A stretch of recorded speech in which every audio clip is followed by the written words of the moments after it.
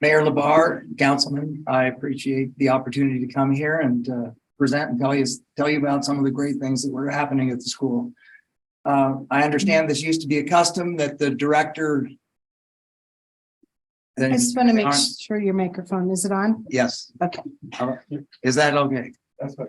Yes. I understand this used to be a custom that the school board would come here and present every so often, and I would like to reestablish that custom. Also, I'd like to invite each of you to come to one of our board meetings. That would be very nice to have you there. So thank you. At this time, I'd like to just quickly introduce the directors that are here. We have Director Cassie Kimbrell. She is watching by live stream. So we have Vice President, Mr. Illingworth, and Director Patterson is here. And I believe that Director Nick Bates, he is here in the back as well. So thank you. We also have Superintendent Ken Witt is here as well. So at this time, we'll just hand this over to Vice President Illingworth.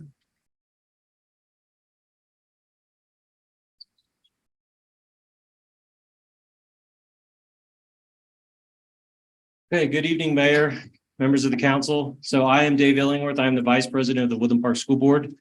Thank you for having us. This is my first time ever getting to attend the council, so this is great. Before I get going, I would like to introduce Ken Witt, the Superintendent of the Woodland Park School District. Just to let you know, Mr. Witt has a background in engineering. Since 2012, he has been involved in public school education. He was elected to the Jefferson County School Board and became president of that school board after the 2012 election. And for the past more than 10 years, he has been involved in pioneering alternative approaches to education, chiefly through the Board of Cooperative Education Services, which is called the Education Re-envisioned BOCES. And so we are very pleased to have Mr. Witt join us at the Woodland Park School District and join us here tonight. Thank you, Ken. So I don't see the time remaining that I was, but You have plenty of time. great. We give you, yeah. I'm going to try it. Oh, I can see. There we go. I'm going to keep it under 5 minutes. We'll pay attention for you. Don't worry. So I just want to highlight several of the positive trends that we have seen in the Woodland Park School District in the past year. And I'll end with highlighting a particular challenge that we're going to be addressing that I want the community to be aware of. So when I joined the Woodland Park School Board, we had about 1,800 students enrolled full-time in the district. Now that was about 1,000 less than the district had 10 years ago. And we've been seeing declining enrollment for about 4 or 5 years before the 21 election. And we are very pleased that we have grown. For the first time in 10 years, the Woodland Park School District has grown its full-time student enrollment. It's grown by more than 10%, I think about 15%. So we had about 1,800, we have now over 2,000. And what's most exciting about that is that the Woodland Park School District is one of the only districts in the Pikes Peak region that is growing. So while everybody else is going down, we are going up. The only other district in the region that's growing is D49, which, as you know, is out east, and they're building a new neighborhood every month. So they're kind of cheating. We're doing that without seeing an explosion in growth here in the school district, which covers not just the city, but also Florissant, Divide, all the way until you get about to Cripple Creek. So it's mostly the Teller County lines. And so we are seeing that because this school district and this board have become reoriented on the customer, which is the parent who chooses where to send their child in the state of Colorado.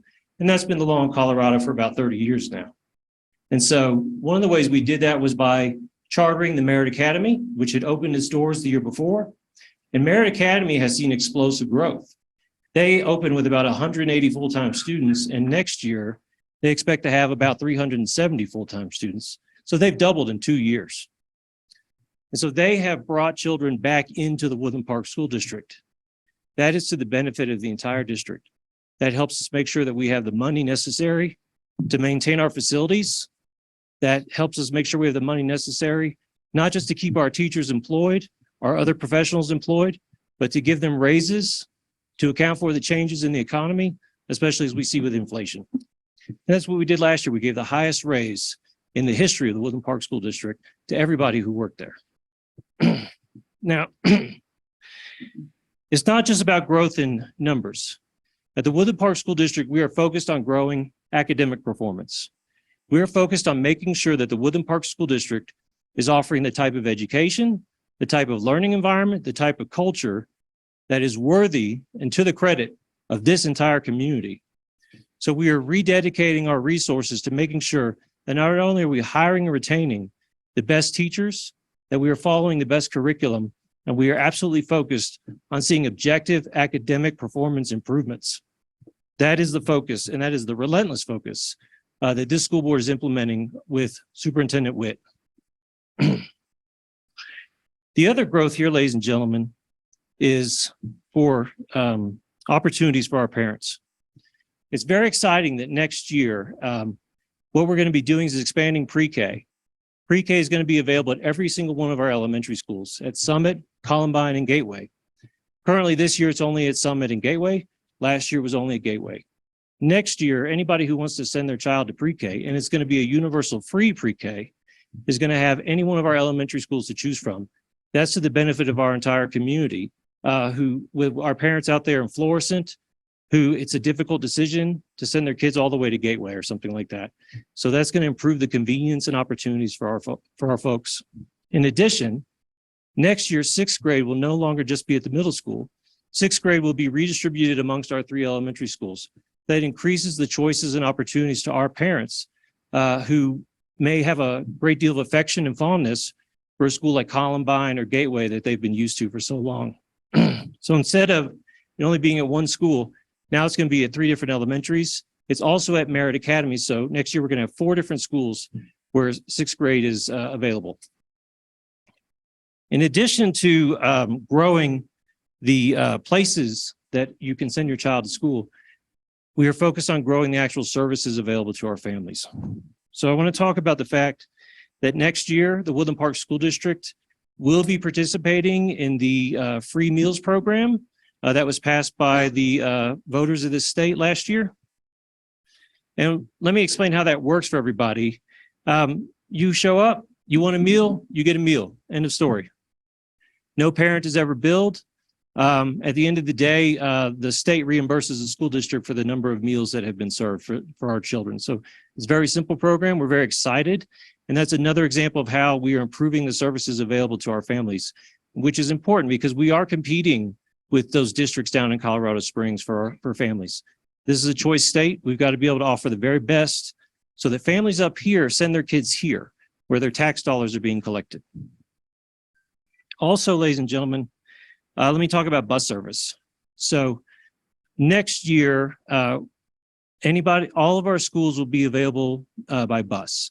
So that includes Merritt Academy, which is our most popular school at this point in terms of the growth that we're seeing year over year on Merritt Academy.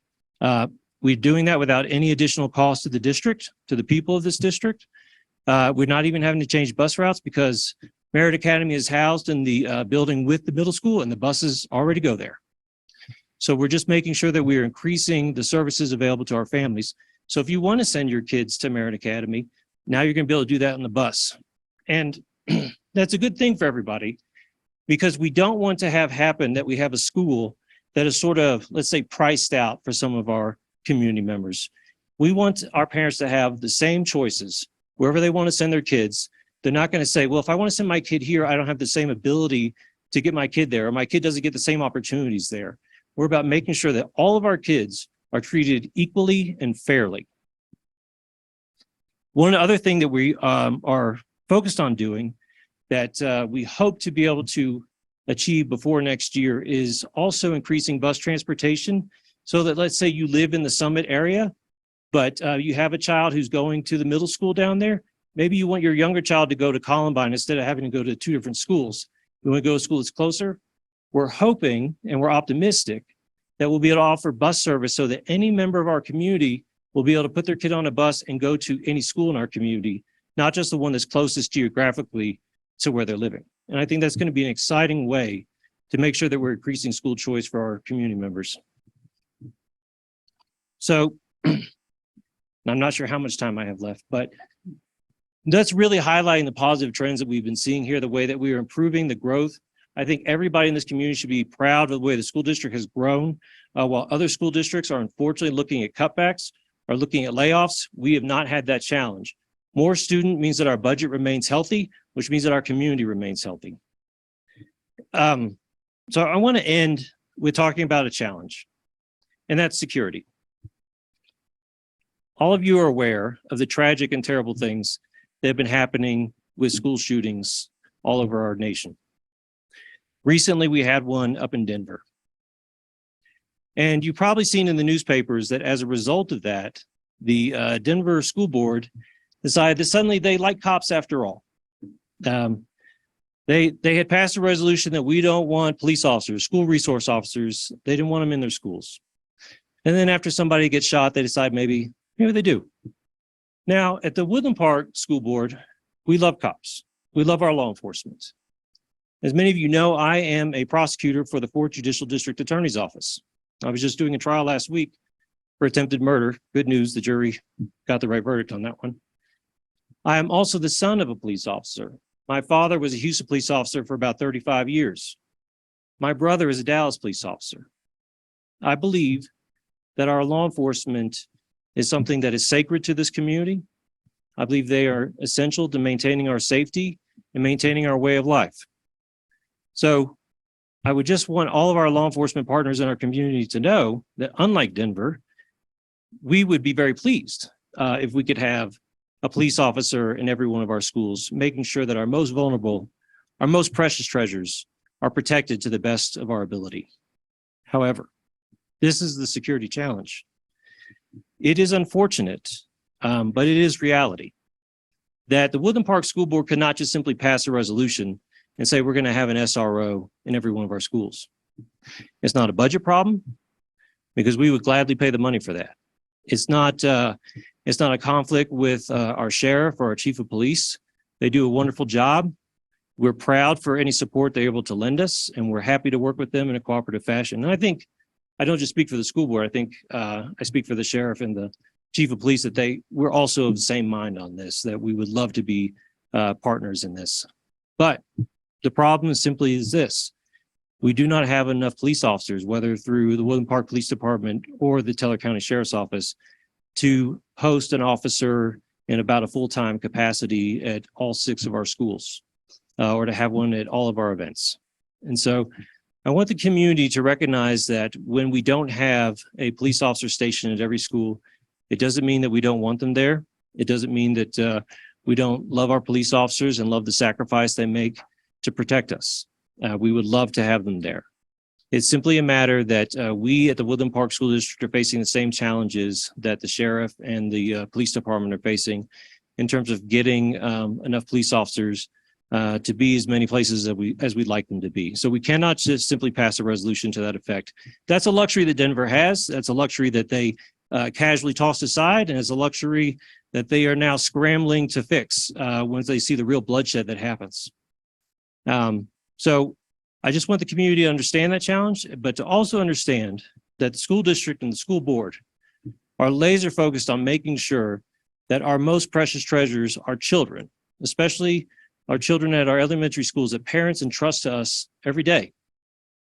And not just our children, but of course, our teachers, our staff, our professionals who need to be safe and need to have a good environment to be able to do their job, that we are focused on making sure that we do have secure facilities, that we do have the best security we can to protect our children and our community. And so there are many schools that don't have police officers at every building, but they do maintain an armed presence, whether that's through private security. So this school district will be focused on making sure that we have the best security we can as we go into the next school year in light of the challenges that are unique to our community. And so I just wanted everybody to understand that. So that's really the challenge that we have. In addition to making sure that we're always continuing to improve our education, our services, we're going to be working on making sure that our schools are secure here. And if parents have questions about that, we do have a regular school board meeting next Wednesday at 6 o'clock. Anybody who wishes to come, of course, is welcome. And we invite them to make public comment and help us understand how we can better serve them. So if y'all have any questions, I'm happy to answer them. Thanks. Council, do you have any questions or comments? Yeah, very good. Thank Okay. you. How'd I do on the 5 minutes? Good. We usually give 7, but we let you go. You're good. So, You're close. Thank you. depends on the evening and the speakers too. So we like to let everybody try to get their thoughts out as much as we can. So Thank you. Thank you for Thank your you. time. thank you very much.